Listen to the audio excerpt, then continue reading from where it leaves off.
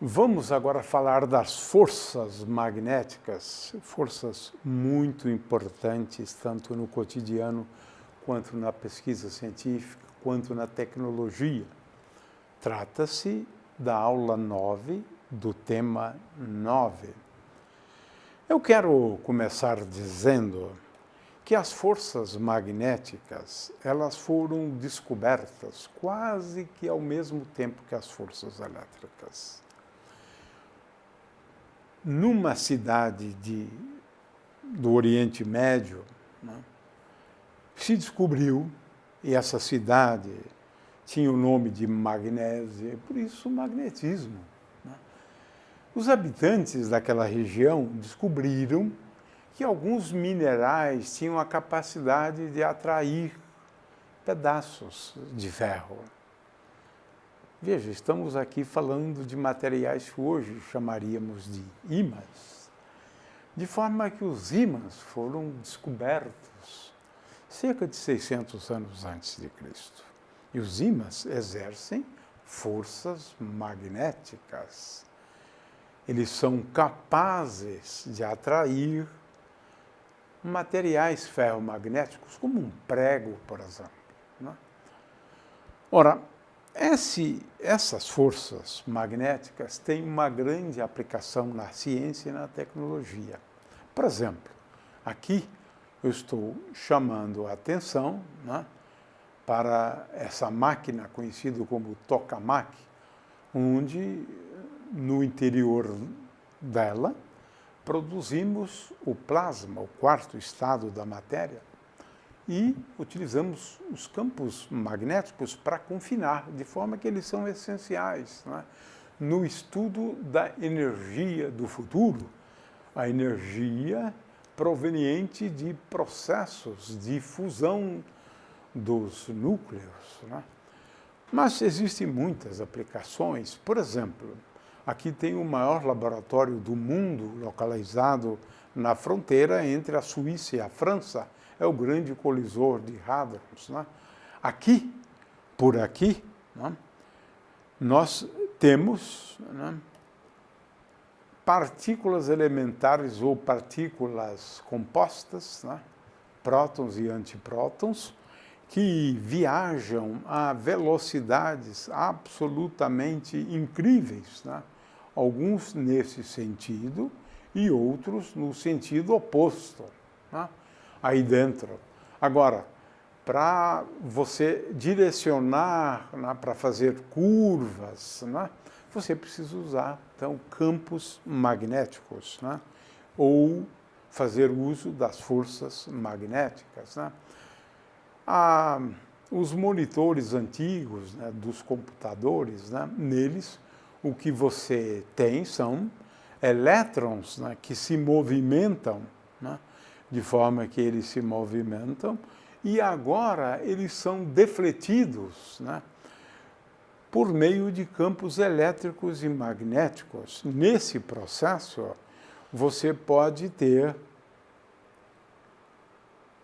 o que nós chamamos de deflexão, muda a direção, né, dos elétrons e atingindo pontos diferentes na superfície do monitor dos computadores antigos, e alguns ainda fazem uso do mesmo mecanismo, né?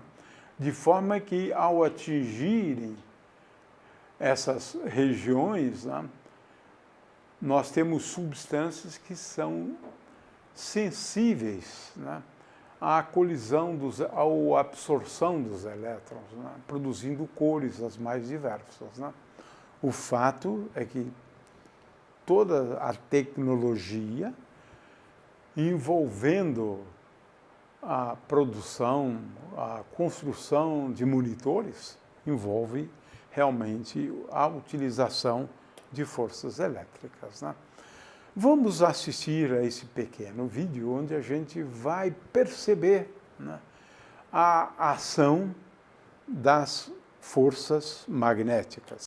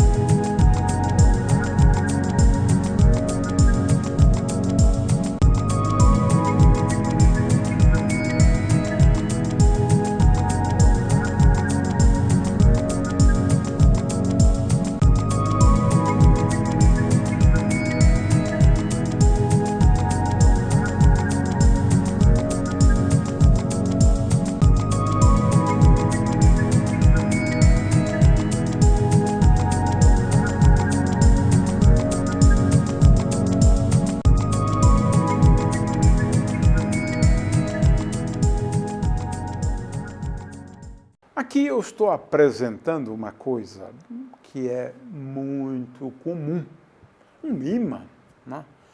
Veja só, o ímã, ele é curioso porque ele tem, a rigor, né, ele tem dois polos, né?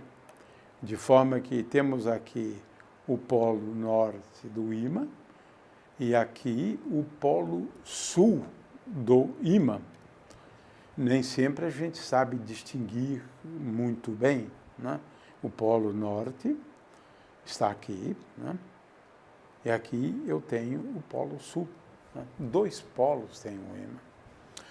Qual é a característica interessante dos ímãs? É que eles exercem forças magnéticas, né? De forma que essas forças também são curiosas, são forças de repulsão e de atração. Se eu aproximo, por exemplo, aqui eu tenho um bom exemplo, se eu aproximo o polo norte do polo norte, de acordo com o que temos aqui, vai ocorrer a repulsão entre dois ímãs. Se, por outro lado, eu aproximar o polo norte do polo sul, como está aqui, então nós teremos a atração entre os ímãs. Eles se atraem. Dizemos que polos de nomes opostos se atraem, de acordo com essa figura aqui. Polos de nomes iguais se repelem, né?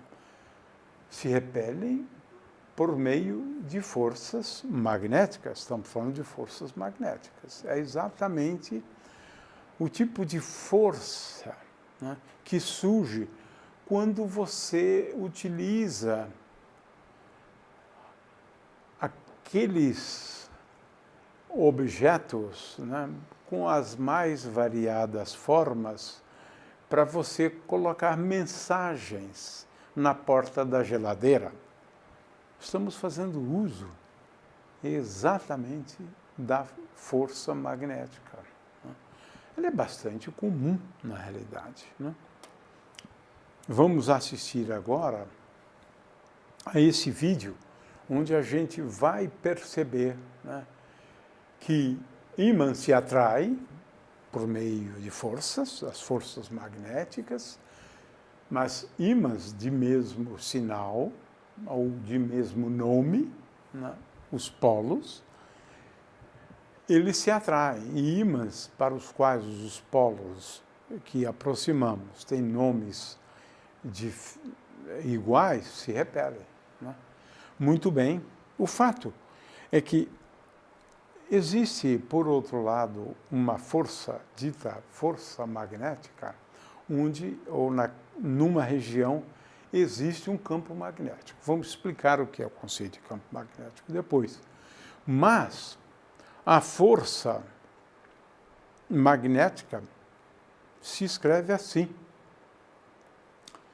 A força sobre uma partícula dotada de carga elétrica, como temos aqui, se ela tiver uma velocidade, né, sem velocidade ou com velocidade nula, uma partícula dotada de carga elétrica, mesmo que haja um campo magnético numa certa região, ela não vai experimentar a ação de uma força.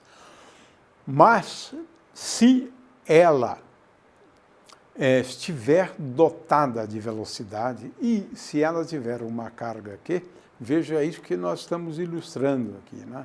Ela tem uma certa velocidade, V. Então, essa força é a força magnética e ela é dada pelo produto de Q vezes V, né? Vetor B. Aí, a gente, para calcular o módulo dela, lembrar que o módulo é igual ao produto da carga, que é, pensando na carga positiva, vezes módulo de V, vezes módulo de B, vezes o seno do ângulo, né? Aqui a gente precisa levar em conta esse ângulo aqui, entre V e B, né? Esse ângulo θ, vezes seno do ângulo θ. Em relação à direção, a direção é aquela direção de um plano, né? Um plano que contém os vetores V e B, este plano aqui. Então, essa força é perpendicular a este plano. E o sentido, a gente usa a famosa regra da mão direita, né? Com a mão direita, com os 4 dedos, né? Eu aproximo V de B, né? E agora o polegar indica o sentido, né? O sentido. Então, essa é a regra da mão direita para a gente determinar o sentido da força magnética, né? É claro que quando temos o campo elétrico e o campo magnético, eu tenho que levar em conta 2 forças, né? A força elétrica e a força magnética, né?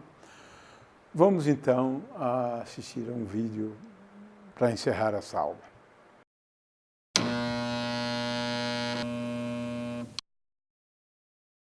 Neste vídeo usaremos 2 pequenos ímãs, uma bola de isopor presa por um fio de nylon e um suporte.